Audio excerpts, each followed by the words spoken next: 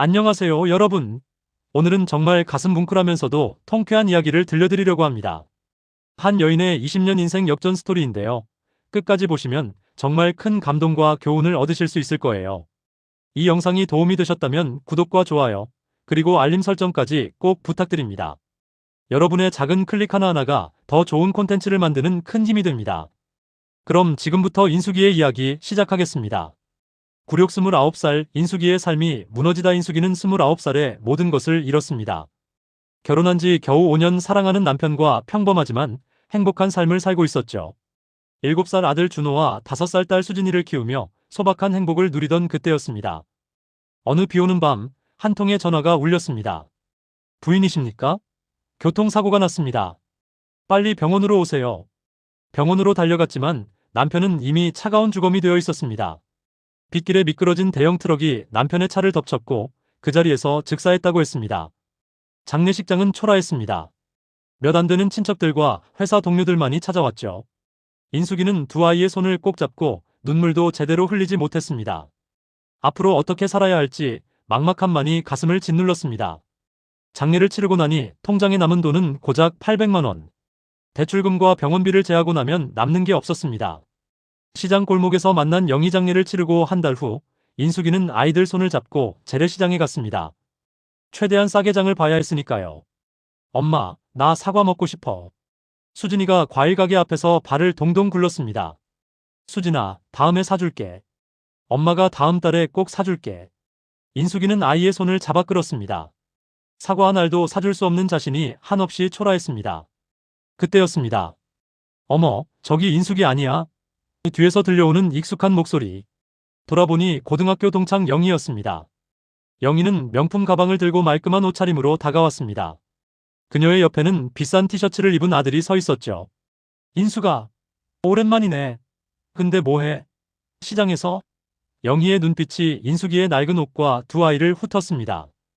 응, 장 보러 왔어. 아, 그래? 너 남편이 사고로 돌아가셨다며? 듣긴 들었는데. 많이 힘들지? 영희의 말투에는 동정이 아닌 묘한 우월감이 배어 있었습니다. 응, 그래도 잘 살고 있어. 인숙이는 애써 웃으며 대답했습니다.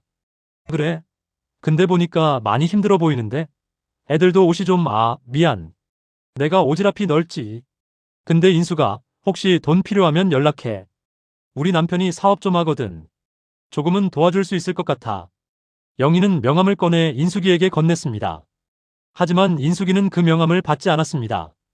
괜찮아, 영희야. 우리 잘 살고 있어. 걱정 마. 그래? 알았어. 그래도 너무 무리하지 마. 보기 안쓰러우니까. 영희는 빙그레 웃으며 자기 아들 손을 잡고 사라졌습니다. 인숙이는 그 자리에 멍하니 서 있었습니다. 가슴이 무너져 내리는 것 같았습니다. 보기 안쓰러우니까라는 말이 귓가에 맴돌았습니다. 생존을 위한 투쟁의 시작. 그날 이후 인숙이는 악착같이 일했습니다. 새벽 4시에 일어나 식당 주방 보조로 일했습니다. 아침 9시까지 일하고 집에 돌아와 아이들을 학교에 보낸 후 오전 10시부터는 아파트 청소 일을 했습니다.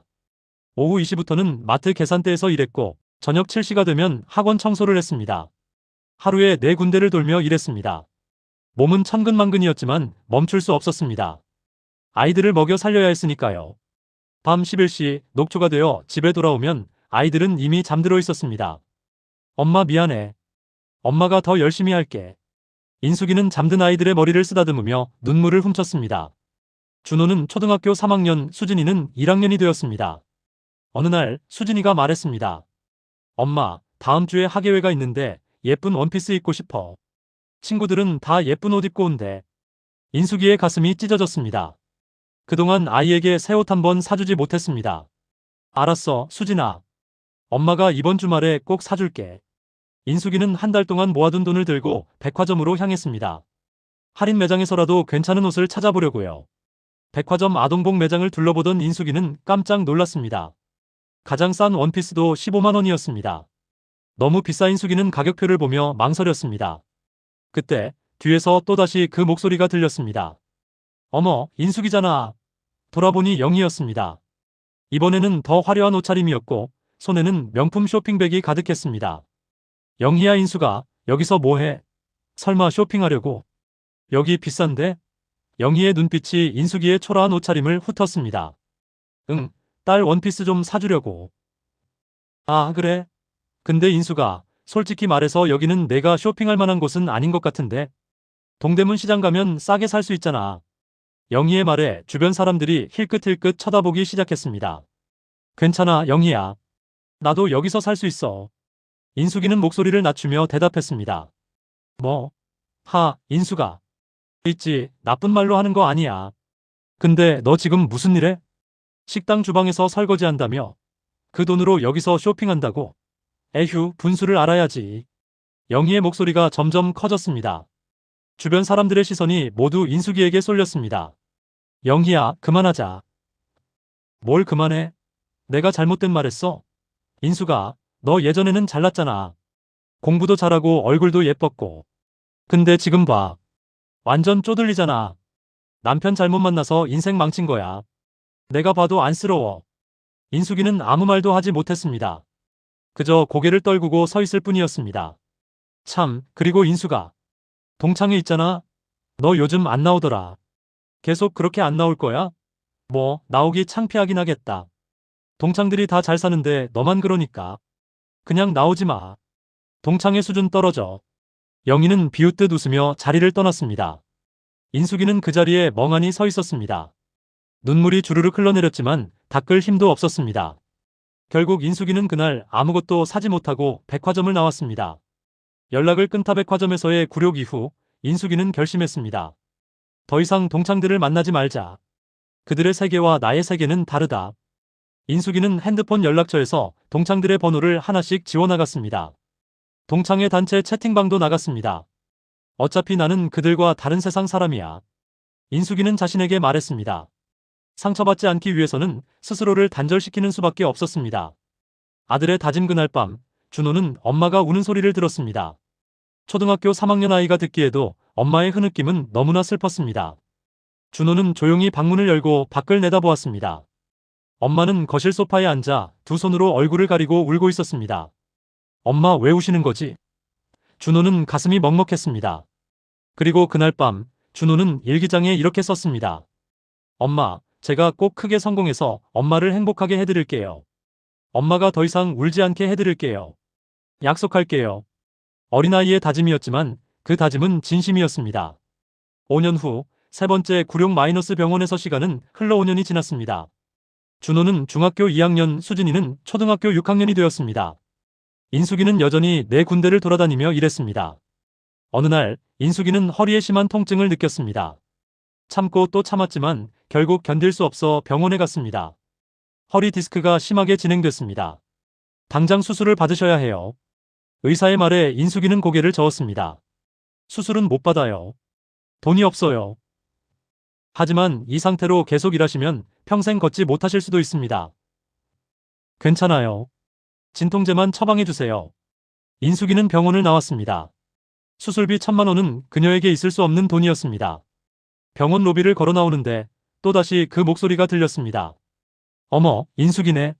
영희였습니다. 이번에는 고급 한복을 입고 있었고 옆에는 의사 가운을 입은 젊은 남자가 서 있었습니다. 영희야, 인숙아, 여기 왜 왔어? 아파? 응, 조금. 이야, 그래? 근데 인숙아, 우리 아들 소개할게. 여기 우리 아들, 이 병원 정형외과 레지던트야. 며칠 전에 의사시험 합격했어. 자랑스럽지? 영희는 자기 아들을 자랑스럽게 소개했습니다. 아, 그래. 축하해. 인숙이는 힘없이 대답했습니다. 근데 인숙아, 너 아들 뭐 한다고 했지? 아, 맞다. 고등학생이지? 공부는 잘해? 응, 열심히 하고 있어. 그래? 근데 솔직히 너희 형편에 대학 보내기 힘들지 않아? 요즘 대학 등록금이 얼마인데. 차라리 공고 보내는 게 낫지 않을까? 빨리 취직해서 돈이라도 벌면 너도 좀 숨통이 트이고. 영희의 말에 인숙이는 주먹을 꽉 쥐었습니다. 우리 준호는 대학 갈 거야. 꼭 보낼 거야. 인숙아. 현실을 봐. 너 지금 무슨 돈으로 대학을 보내? 학자금 대출? 그것도 한계가 있어. 솔직히 말해서 내 아들은 공고 가는 게 맞아. 내가 너 위해서 하는 말이야. 영희는 빙그레 웃으며 말했습니다. 영희야, 내일은 내가 알아서 할게. 너는 신경 쓰지 마. 에휴, 화내지 마. 내가 잘 되라고 하는 말인데. 근데 진짜 궁금한 게, 너 아직도 그 여러 군데 일하면서 살아? 힘들지 않아? 에휴, 나 같으면 못 살겠다. 정말. 영희는 동정 어린 눈빛으로 인숙이를 바라보았습니다. 인숙이는 더 이상 참을 수 없었습니다. 영희야, 나 먼저 갈게. 인숙이는 휘청거리며 병원에 나왔습니다. 허리는 아팠지만 가슴은 더 아팠습니다. 준호의 결심 그날 저녁, 준호는 엄마가 허리를 움켜쥐고 아파하는 모습을 보았습니다. 엄마, 괜찮으세요? 응, 괜찮아. 금방 나을 거야. 엄마, 병원 가셨어요? 의사 선생님이 뭐래요? 아무것도 아니래. 걱정 마. 하지만 준호는 알고 있었습니다. 엄마가 거짓말을 하고 있다는 걸. 그날 밤, 준호는 책상 앞에 앉았습니다. 그리고 노트에 이렇게 썼습니다. 목표 서울대 경영학과 합격. 이유 엄마를 위해서. 방법 1등급 유지, 특목고 진학, 장학금 받기. 준호는 그날부터 더 미친 듯이 공부했습니다. 특목고 합격 2년 후, 준호는 전국 최고 특목고에 전액 장학생으로 합격했습니다. 학교에서 합격 소식을 듣고 온 날, 인숙이는 기뻐서 눈물을 흘렸습니다. 엄마, 제가 해냈어요. 전액 장학금이에요. 엄마가 한 푼도 안 내셔도 돼요. 준호야, 고마워. 정말 고마워. 인숙이는 아들을 꼭 안았습니다. 이 아이가 있어 그동안의 고생이 헛되지 않았다고 느꼈습니다. 하지만 특목고 입학은 시작에 불과했습니다. 주변 친구들은 모두 부유한 집안 아이들이었고, 준호는 그 속에서 또다시 자신의 처지를 실감했습니다. 야, 준호야. 너희 집 어디야? 응, 그냥 아파트. 무슨 아파트? 강남? 아니, 변두리 쪽. 아, 그래? 그래도 아파트면 괜찮네. 나는 타워 팰리스 살거든. 넌 거기 알아? 준호는 아무 말도 하지 않았습니다. 하지만 이런 대화들이 준호를 더 강하게 만들었습니다. 나도 언젠가는 저들보다 더 잘 살 거야. 엄마를 위해서라도. 서울대 합격 3년 후, 준호는 서울대 경영학과에 수석 입학했습니다. 동시에 전액 장학금과 생활비 지원까지 받았습니다. 합격증을 들고 집에 온 준호는 엄마에게 말했습니다. 엄마, 이제 엄마는 일 그만두세요. 제가 벌어서 엄마 먹여 살릴게요. 준호야, 네가 대학생인데 무슨 소리야? 아니에요. 저 이미 아르바이트 3개 구해놨어요. 과외도 하고 편의점도 하고 주말에는 배달도 할 거예요. 엄마는 이제 쉬세요. 인숙이는 아들을 보며 눈물을 흘렸습니다. 준호야, 엄마는 괜찮아. 너는 공부에만 집중해. 아니에요, 엄마. 엄마가 지금까지 너무 고생하셨어요. 이제는 제가 할게요. 준호는 말한 대로 했습니다. 대학교 1학년 때부터 아르바이트 3개를 병행하며 한 달에 200만 원을 벌었습니다. 그 돈으로 엄마의 일을 줄여나갔습니다.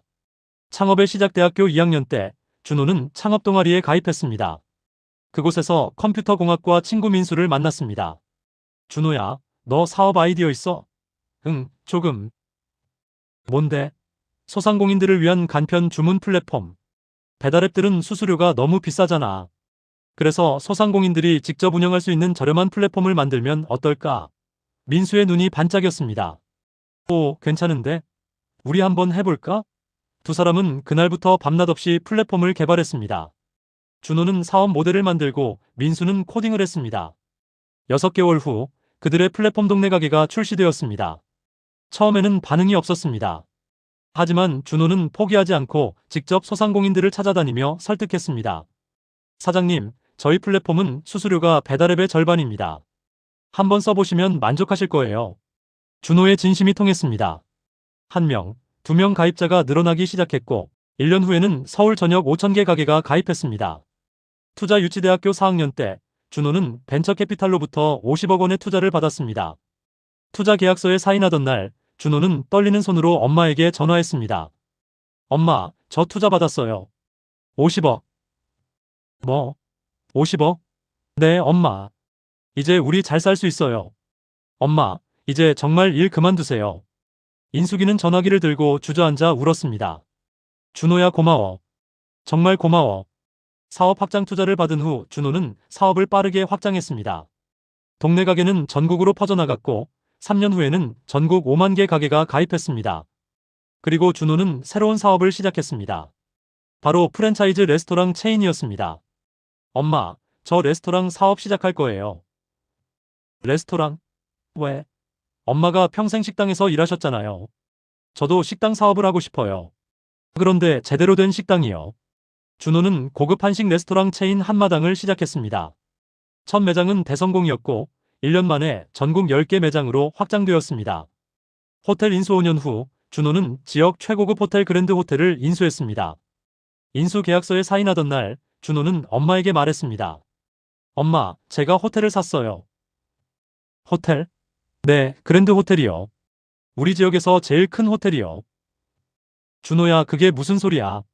그 호텔이 얼마인데 엄마, 괜찮아요. 제가 벌었어요. 이제 우리 정말 잘 살 수 있어요. 인숙이는 믿을 수 없다는 표정으로 아들을 바라보았습니다. 엄마, 그리고 엄마한테 부탁이 있어요. 뭔데? 동창회 한번 나가보세요. 동창회? 네, 엄마. 엄마 동창들 모임이 다음 주에 우리 호텔에서 있대요. 제가 알아봤어요. 엄마도 한번 나가보세요. 아니야, 준호야. 엄마는 안 갈래. 엄마 가세요. 제발. 엄마가 당당하게 사는 모습을 그 사람들한테 보여주세요. 준호의 간곡한 부탁에 인숙이는 고민했습니다. 알았어. 한번 가볼게. 동창회 초대 동창회는 다음 주 토요일 그랜드 호텔 VIP룸에서 열리기로 했습니다. 인숙이는 20년 만에 동창회 단체 채팅방에 다시 들어갔습니다. 채팅방은 여전히 활발했습니다. 이번 동창회 진짜 기대된다. 그랜드 호텔이라니. 영희 덕분에 좋은 데서 하네. 영희 아들이 그 호텔 부장이라며. 대단하다. 우리 영희 진짜 잘났어. 아들도 잘 됐고. 인숙이는 채팅을 보며 한숨을 쉬었습니다. 역시 영희가 주도하는구나. 하지만 인숙이는 결심했습니다. 이번만큼은 당당하게 가자. 준호가 응원해줬으니까. 동창회 당일 토요일 저녁 7시 인숙이는 그랜드 호텔에 도착했습니다. 인숙이는 준호가 사준 단정한 정장을 입고 있었습니다. 손님, 어디로 가세요? 호텔 직원이 물었습니다. VIP룸이요. 동창회 모임이 있어서요. 아, 네. 3층입니다. 안내해드릴게요. 직원의 안내를 받아 3층으로 올라가는 동안 인숙이의 가슴이 두근거렸습니다. 다들 얼마나 변했을까? VIP 룸 문을 열고 들어가자 약 20명의 동창들이 자리하고 있었습니다. 저기 누구야? 한 동창이 인숙이를 보며 물었습니다. 인숙이잖아. 어머, 진짜? 인숙이 맞아? 몇몇 동창들이 반가워했습니다. 하지만 그 순간 구석에서 영희가 일어났습니다. 어머, 인숙이네. 와, 20년 만이다. 네가 여기 왔다고? 영희의 목소리에는 놀라움과 함께 묘한 비웃음이 섞여 있었습니다. 응, 영희야. 오랜만이야. 인숙이는 최대한 평온한 목소리로 대답했습니다. 와, 진짜 오랜만이다. 근데 너 요즘 뭐해? 아직도 그 여러 군데 일하면서 살아? 영희의 질문에 주변 동창들의 시선이 인숙이에게 쏠렸습니다. 아니, 이제는 안 해. 뭐? 그래? 그럼 뭐해? 설마 백수야? 아니야. 그냥 집에 있어. 집에 있다고? 그럼 아들이 돈 벌어다 주나? 아들 취직했어? 영희의 질문 공세가 이어졌습니다. 응, 아들이 잘하고 있어. 잘하긴 뭘 잘해. 대학은 어디 나왔는데? 서울대. 순간 방 안이 조용해졌습니다. 뭐? 서울대? 영희의 표정이 굳었습니다. 응, 서울대 경영학과. 에이, 거짓말. 내 형편에 서울대를 어떻게 보냈어? 장학금 받았어. 장학금? 하긴 장학금 받았으면 가능하긴 하겠네. 그래, 그래서 취직은 어디 했는데? 취직은 안 했어. 사업하고 있어. 사업? 무슨 사업?